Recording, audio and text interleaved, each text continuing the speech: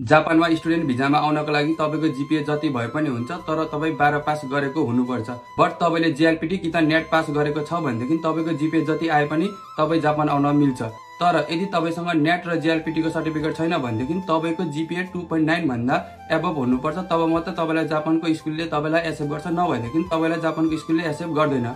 अनि मेन कुरा भनेको तपाईको जीपीए थोरै भयो भनेदेखि सीओए रिजेक्ट हुने र तपाईको जीपीए धेरै आयो भनेदेखि सीओए आउने भन्ने हुँदैन। सीओए आउने चान्स हाई हुने भनेको तपाईको जापानमा रहेको स्कुलको जापान इमिग्रेसनसँग तपाईको स्कुलको इमेज कस्तो छ त्यसले म्याटर गर्छ, अनि तपाईको लगले पनि म्याटर गर्छ। त्यही भएर जो जतिको नि जीपीए थोरै छ जापान आउन मिल्दैन भन्ने तपाईलाई लागेको छ भने यो भिडियो शेयर गरेर हेल्प गर्न सक्नुहुन्छ।